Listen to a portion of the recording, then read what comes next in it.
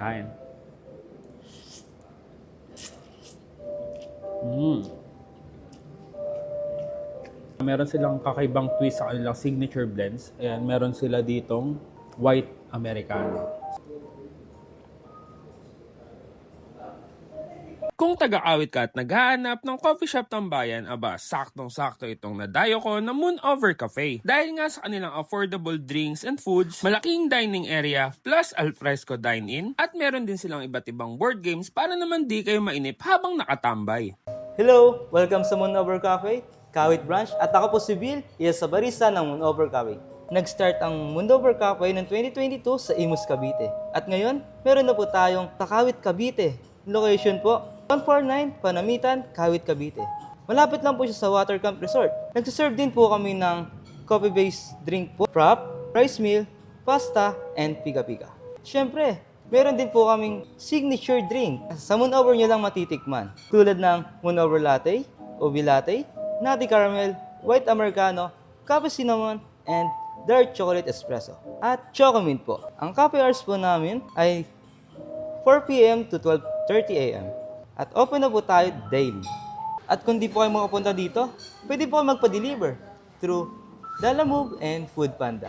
So mga box, nandito nga tayo ngayon sa Moon Over Cafe. Dito yan sa Kawit, Cavite. So yung una nating napuntahan is yung sa Imus. At ngayon naman, eto, medyo kakaibang ambience yung naabutan ko dito sa Kawit branch nila. So eto, umorder na ako ng ilang foods na ino-offer nila dito at yung kanilang mga signature drinks. Ano mga box, wag na nating patagalin at tara, bakbakan na natin to. Let's go.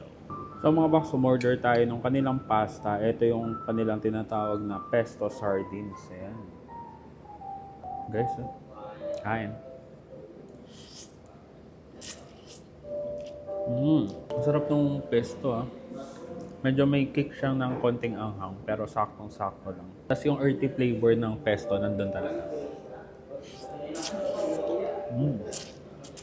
Umorder din tayo ng kanilang rice meal at isa sa in-order natin yung best seller nga sa kanila na corned beef. So meron na yung scrambled egg, na syempre yung corned beef at saka fried rice. Guys, kain tayo.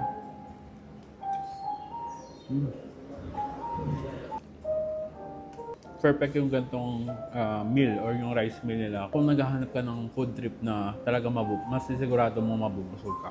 Kung gusto niyo mabusog, guys, try nyo to. Meron pa silang iba't ibang rice meal na pwedeng pagpilian. Kain tayo. Meron din tayo ditong pika-pika at yung pinili ko naman, yung in-order kong pika-pika is yung kanilang chicken nuggets. Kain.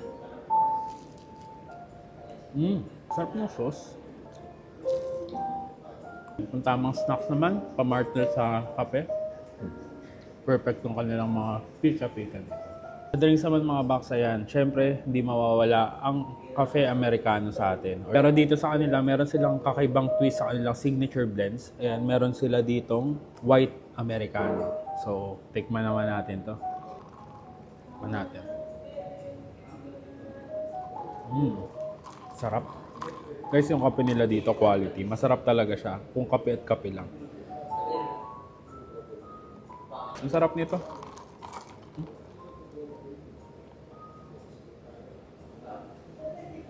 Try nyo to guys, kung mahilig kayo sa cafe Americano. Kakaiba to. So mga box yan, para naman sa nagbi-video sa akin, umorder naman ako nitong kanilang Milo Dinosaur. Isa rin to sa signature coffee nila dito. Milo Dinosaur Latte. Ayan. So makikita nyo naman, syempre meron yung Milo syrup tapos may powdered Milo. So eto guys, may coffee. Medyo kakaiba to guys. So guys, kung ayaw nyo na masyadong matapang na kape, eto yung try nyo. So ayan mga box, ilan lang yan sa mga food and drinks na ino-offer nila dito. Pero ayun, may available silang coffee and non-coffee drinks. Meron pa silang iba't ibang rice meal and iba't ibang pasta at iba't ibang pika. So kung naghahanap kayo ng perfect tambayan, pwedeng pagkapihan. Yan, try nyo na yan dito sa Moon Over Cafe. Dito lang yan sa Kawit, Cavite. So paano? Magkakape muna kami at food trip muna. At kita-kit sa susunod kong dadayuhin ko sa may masarap, mura at kakaibang kainan. And don't forget to eat, ride, and grind. Let's go. Kape tayo. Sarap.